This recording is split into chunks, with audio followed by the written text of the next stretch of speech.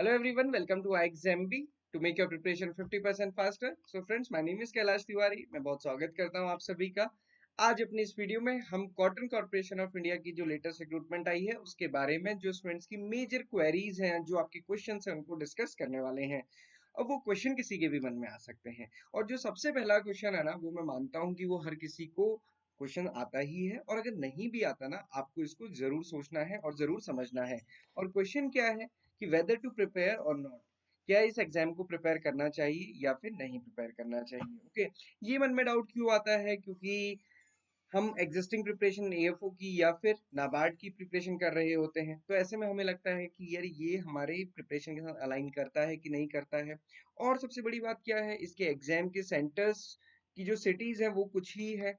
तो ये सारे डाउट मन में आते हैं. 1500 का तो फॉर्म ही है और उसके बाद कहीं जाके एग्जामिनेशन देना है, वो खर्चा भी है. सो ये जो हम कह सकते हैं फीस वगैरह है, ये सारी चीजें भी ध्यान रखनी है. उसके बाद जो यहाँ पे जॉब लगेगी वो जूनियर कमर्शियल एग्जीक्यूटिव लेवल की होती है, जिसमें कि सैलरी मैंने आपको बताया 35 से 45 तक वेरी करती है.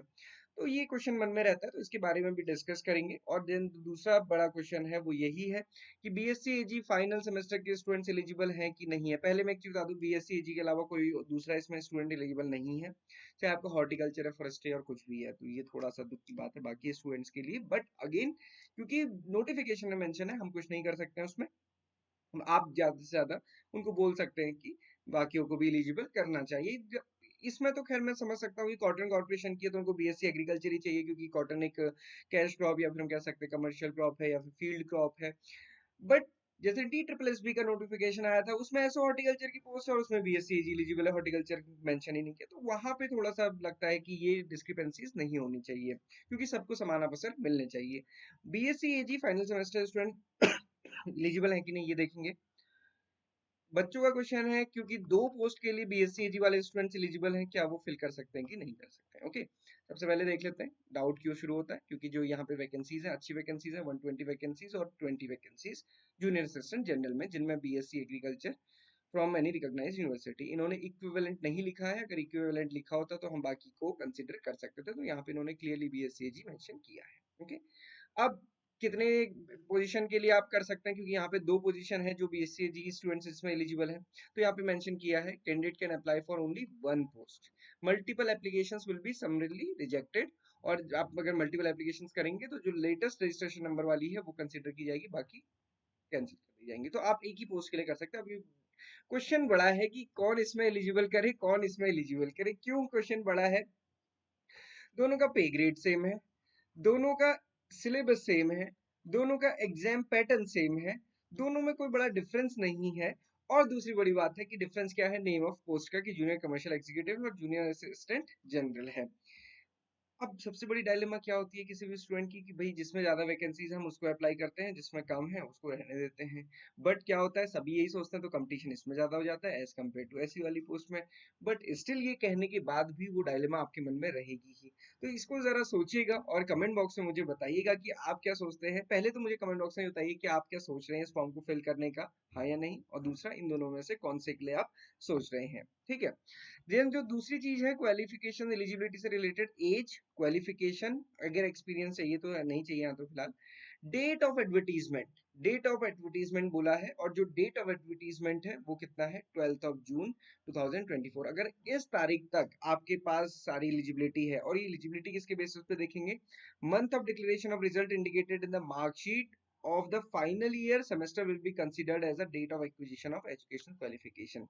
मतलब अगर आपको इस तक डिग्री मिल मार्कशीट मिल चुकी है, उसमें ये मंथ मेंशन है, तो फिर आप इसमें एलिजिबल होंगे. ओके, एज के लिए भी यही क्राइटेरिया है, 30 मैक्सिमम एज है. तो 12 जून से पहले अगर आपकी 30 नहीं है तो आप इसके लिए एलिजिबल हैं. ओके, सो ये है एलिजिबिलिटी से रिलेटेड. आई होप कि ये दोनों क्वेरी आपकी पूरी हो गई होगी. अब देखिए, जो हम कहते हैं कि भरे कि ना भरे, तो मैं तो हमेशा कहता हूँ दोस्तों, उन एग्जामिनेशन को टारगेट करो जो अलाइन होते हैं, मतलब एक सीक्वेंस में होते हैं, जिनकी प्रिपरेशन एक जैसी है. जैसे क्वांट से रीजनिंग है, इंग्लिश है, एग्रीकल्चर है, इसमें केवल एक सब्जेक्ट है, वो है जीके, जिसमें कि थोड़ा ज्योग्राफी वगैरह रहती है।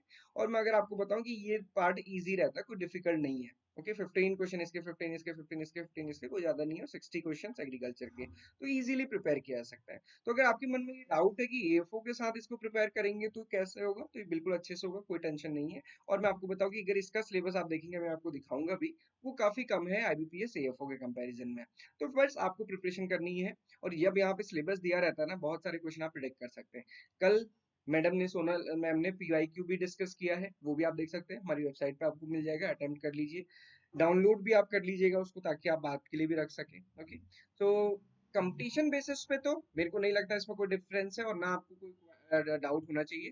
बट ये जरूर आपको देखना है कि भाई ये इतने पैसे इसमें यहाँ पे खर्च होने हैं, प्लस आप जिस सिटी में एग्जाम देने जाएंगे वहां पे जो भी आपका खर्चा आएगा, प्लस उसके साथ साथ ये जो पूरा टाइम जाएगा, इसकी जो अपॉर्चुनिटी कॉस्ट है, ये सारी चीजें आपको देखनी है। ये हर इंडिविजुअल के लिए अलग होंगी। ओके, क्योंकि सबकी फाइनेंशियल कंडीशन अलग अलग होती है, ये थोड़ा सा आपको ध्यान रखना है।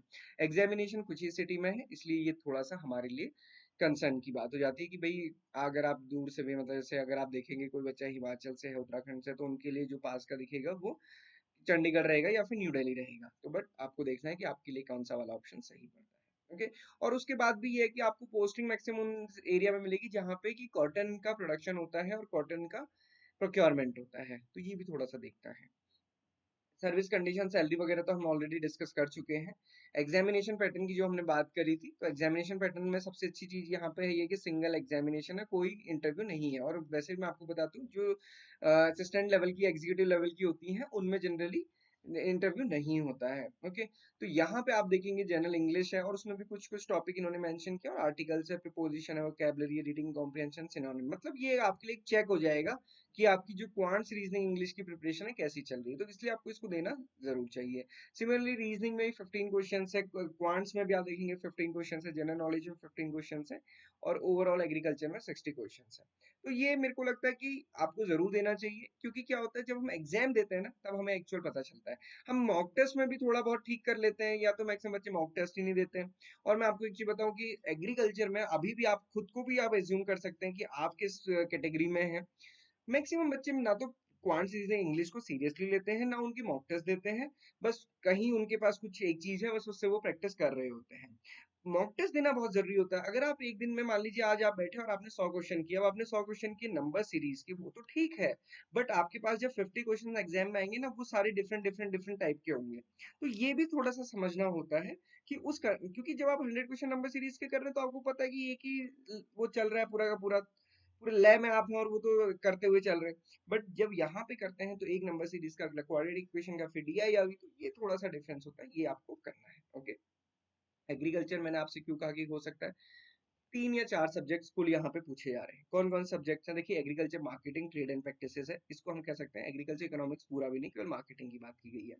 फार्म पावर एंड मशीनरी है, इसमें पिछली बार डेप्थ पूछी गई थी, प्राइमरी टिलेज, सेकेंडरी टिलेज की, और वही क्वेश्चन नाबार्ड में पूछा गया था, सॉरी एएफओ में पूछा गया था। और दूसरा क्वेश्चन जो सीटीसी वाला पूछा गया था, वो भी एएफओ में पूछा गया था। देन एंटोमोलॉजी है, देन यहाँ पे हम कह सकते हैं पैथोलॉजी भी आप इसमें कंसीडर कर लीजिए। Soil microbiology and agriculture microbiology, इसको हम सॉइल साइंस में ही कंसीडर कर लेते हैं। Then agronomy, field crop, weed management, organic farming, dimension of agriculture farming, ये क्या है? एग्रोनॉमी। तो यहाँ पे तो ये एग्जामिनेशन किसका है? एग्रोनॉमी और सॉइल साइंस का, जो सबका फेवरेट सब्जेक्ट है। तो इसमें तो फिर कोई डाउट ही नहीं होनी चाहिए। जेनेटिक्स एंड प्लांट ब्रीडिंग नाम का डिफिकल्ट सब्जेक्ट यहाँ पे है ही नहीं, और भी आप देखोगे इसके अलावा बाकी चीज नहीं। सॉइल साइंस में भी आप देखोगे बहुत ज्यादा इनडेप्थ पढ़ने की जरूरत नहीं है, इकोनॉमी में बहुत ज्यादा इनडेप्थ पढ़ने की जरूरत नहीं, कॉटन से रिलेटेड क्वेश्चंस आते हैं, वो आपको पढ़ना है। और ये सारी चीजें हमने कोर्स में ऐसे ही अलाइन की, क्योंकि लास्ट ईयर भी एक आया था, तो हमारा इसके लिए सारी चीजें, और हमने कल ही ये सारी चीजें इसमें अपडेट की हुई है। Okay, so this is all for today. So I hope कि आपकी जो भी क्वेरी होगी वो दूर हो गई होगी। अगर फिर भी फर्दर कोई क्वेरी, कमेंट बॉक्स में आप पूछ सकते हैं। और इसका कोर्स हमारा एक्टिव ऑलरेडी हो चुका है, बहुत सारे स्टूडेंट्स एनरोल भी कर चुका है। आज हम एक डिफरेंट चीज लेकर आए हैं। सबसे पहले तो कि ये हमारा कोर्स उन सभी स्टूडेंट्स के लिए फ्री होगा जो हमारे किसी भी कोर्स में ऑलरेडी एग्जिस्टिंग में एनरोल्ड है। तो अगर आपके पास हमारा एएफओ का कोर्स है या फिर कोई भी दूसरा कोर्स है, यूके ट्रिपल एस सी का, यूपी ट्रिपल एस सी का, एजीटीए का, किसी का भी कोर्स है आपके पास, तो आप इसको अपना एक्टिव करवा सकते हैं। आप जस्ट हमें मेल डाल दीजिए, हम आपको इसको फ्री में एक्टिवेट कर देंगे। दूसरा, किसी भी स्टूडेंट को चाहिए तो आज हमने इसमें 50% ऑफ करा है, तो ये आपको इस प्राइस में मिल जाएगा, क्योंकि कई सारे स्टूडेंट्स की आरती के सर ये एग्जामिनेशन तो जल्दी हो जाता है तो थोड़ा सा डिस्काउंट देना चाहिए, तो हमने उस बेसिस पे आज इसका प्राइस कम किया है। तो ये कुछ दिन रहेगा, आप इसको अवेल कर सकते हैं। सबसे इंपॉर्टेंट ये है कि आपको पढ़ाई करनी है, और आई एग्जाम भी is the best platform for your studies, क्योंकि बाकी जगह आप देखेंगे वही चीज है कि लाइव क्लास होगी, उसकी रिकॉर्डिंग मिलेगी और उसकी पीपीटी आपको पीडीएफ मिल जाएगी, बट यहाँ पे ऐसा नहीं है। यहाँ पे आपको हर एक टॉपिक की शॉर्ट वीडियोस ऑलरेडी बनी हुई मिलेंगी, शॉर्ट नोट्स और शॉर्ट पीडीएफ, ये सारी चीजें आपको ऑलरेडी मिलेंगी, तो आप कभी भी उसको पढ़ सकते हैं। तो इससे आपका क्या होता है, एक तो टाइम भी सेव होता है, क्योंकि लास्ट टाइम पे ना भले ही हमको लेते टाइम हो कि कितनी सारी चीजें मिलनी चाहिए, बट जब यूज करने की बात होती है ना, आपको भी पता है कि हम वो देखते हैं कहाँ पे समरी सारी चीजें मिल जाए, तो हम आपको समरी फॉर्म में ही प्रोवाइड करते हैं, क्योंकि हमने जब एग्जामिनेशन दी वो सारी चीजों को हमने फील किया है। इट इज नॉट कि मैं सारी कंटेंट आपको दे दूं, क्योंकि तो एग्रीकल्चर वेबसाइट्स में मिल ही जाता है, उसको अपलोड करना मेरे लिए बड़ी बात नहीं है। मेरे लिए बड़ी बात ये है कि मैं वो चीजें प्रोवाइड करूँ जो आपके एग्जामिनेशन में आए, और वो हमारा पिछले चीजों से देख सकते हैं। So this is all for today. Thank you everyone for watching this video and have a great day ahead.